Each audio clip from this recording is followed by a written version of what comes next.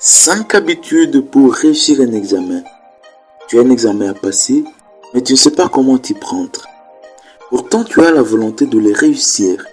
Cependant, la peur de l'échec demeure. Que faire à pareil moment? Bonjour à toi qui me suis maintenant envie de découvrir les 5 bonnes habitudes à cultiver pour réussir à n'importe quel examen. Je suis coach Mars, coach de vie. Je fais du coaching en développement personnel depuis février 2022. Je suis formateur en éducation financière et philosophe de formation. Avant d'aller plus loin, assure-toi de t'être abonné sur cette chaîne pour toujours bénéficier de nos leçons hebdomadaires.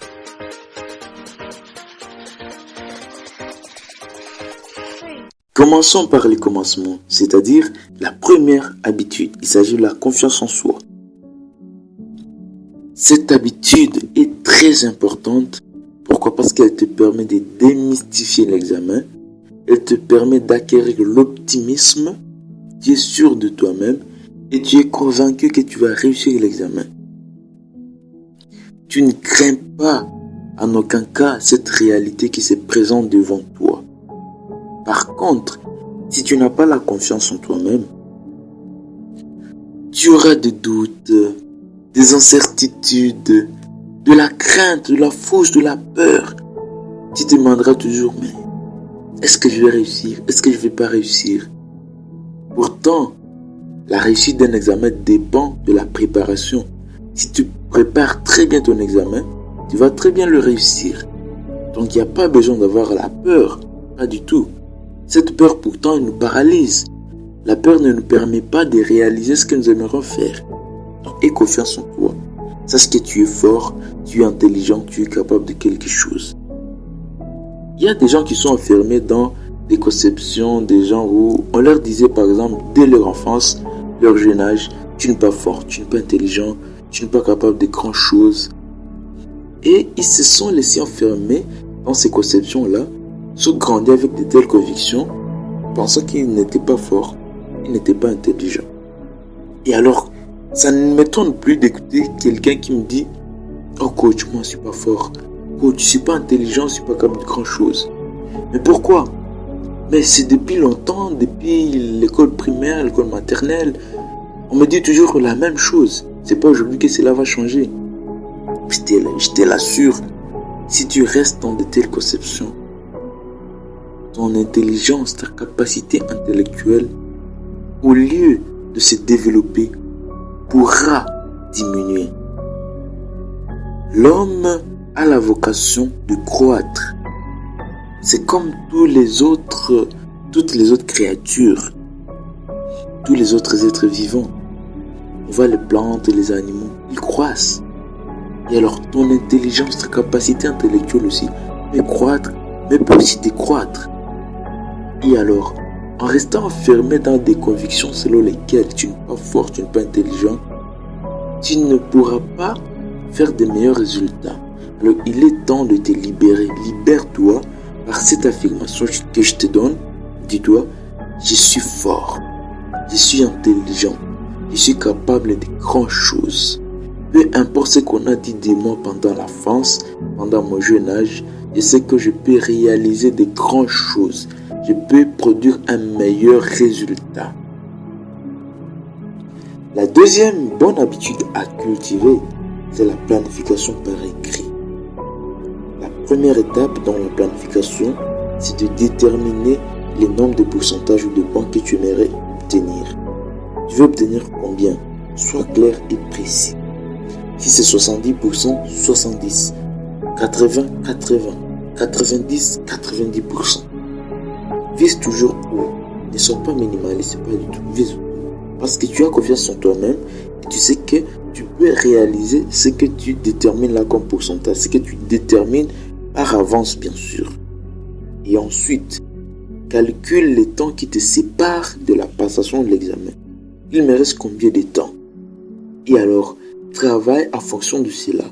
Établis un horaire journalier quotidien, les tâches que tu dois accomplir chaque jour pour une meilleure préparation de cet examen-là.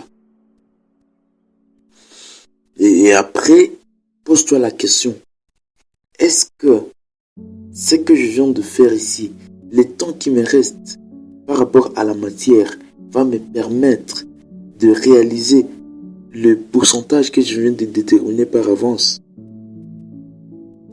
Si le temps n'est pas suffisant, il te faudra alors beaucoup de concentration.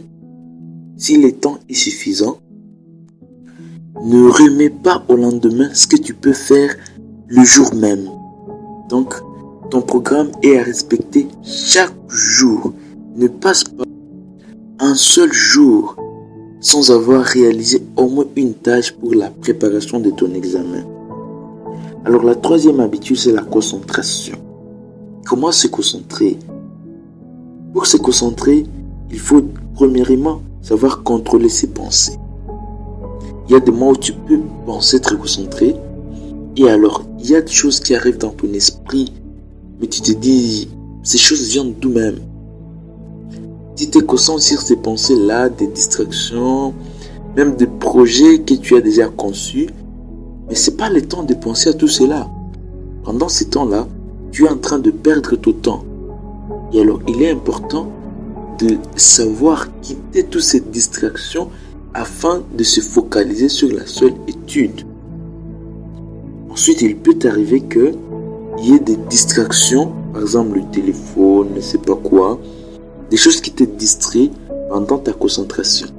Chacun doit reconnaître les choses qui sont comme des distractions qui ne lui permettent pas de mieux se concentrer. Je prends juste le téléphone comme un exemple. Tu connais que quand tu vois le téléphone, tu as toujours tendance à ouvrir les réseaux sociaux, à communiquer. Et tu étudies et tu mets le téléphone sur ta table. Cela, ça ne passe pas. Parce que tu auras toujours tendance à toucher à ton téléphone. Et pendant ce moment-là, tu seras en train de perdre ton temps. Pourtant, le temps est à capitaliser. C'est que il faut que tu te débarrasses de tout ce qui peut te distraire pendant ta concentration. Et alors, plus tu es concentré, il est plus facile aussi que ton esprit s'ennuie. Donc, ton esprit peut vite s'ennuyer plus tu es concentré. Et alors, pour éviter cela, il est important d'étudier avec joie et avec sérénité. Rester serein et la paix intérieure et la joie d'étudier la matière que tu es en train de préparer.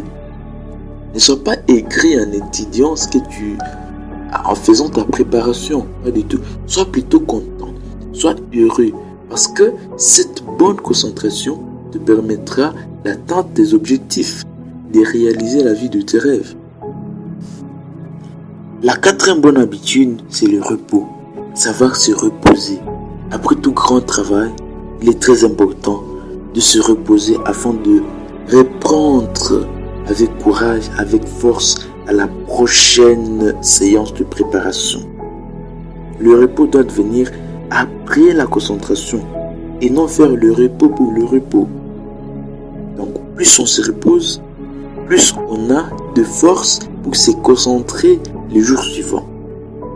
Et après le repos maintenant vient la cinquième habitude, la sérénité pendant la passation de l'examen. Là vraiment c'est la préparation directe.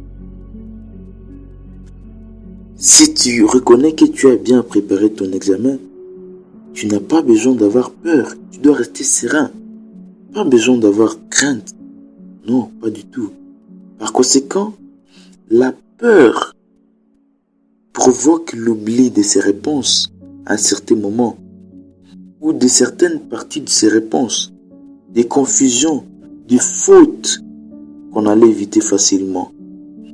La non-relecture du travail avant la remise. Parce qu'avant de remettre l'examen, il est important de revoir ce qu'on a fait. Et alors si on a peur, à ce moment-là, on n'aura pas le temps de revoir son examen. On aura tendance à ramasser plus vite parce que on veut se libérer de cela. Pourtant, ce n'est pas une contrainte, pas du tout. L'examen n'est pas une contrainte. L'examen est plutôt une opportunité pour faire preuve de sa meilleure préparation.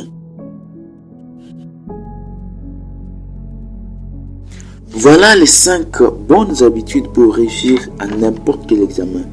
Il s'agit entre autres de la confiance en soi, la planification par écrit, la concentration, le repos, la sérénité pendant la passation de l'examen. Au cours de mes 5 dernières années, d'études supérieures bien sûr, j'ai expérimenté l'efficacité de ces 5 habitudes pour réussir à n'importe quel examen. Le résultat était toujours plus que satisfaisant. Je ne me suis pas limité à cette expérience personnelle. J'ai aussi suggéré l'acquisition de ces 5 habitudes à mes coachés étudiants. Ils ont obtenu aussi des meilleurs résultats. C'est pourquoi je t'invite aussi à cultiver ces mêmes habitudes pour réussir à n'importe quel examen que tu auras à passer. Je te remercie pour avoir suivi cette leçon. Si tu l'as aimé, fais-nous un cadeau d'un like, partage ou laisse-nous un commentaire. On se retrouve la semaine prochaine pour une autre leçon.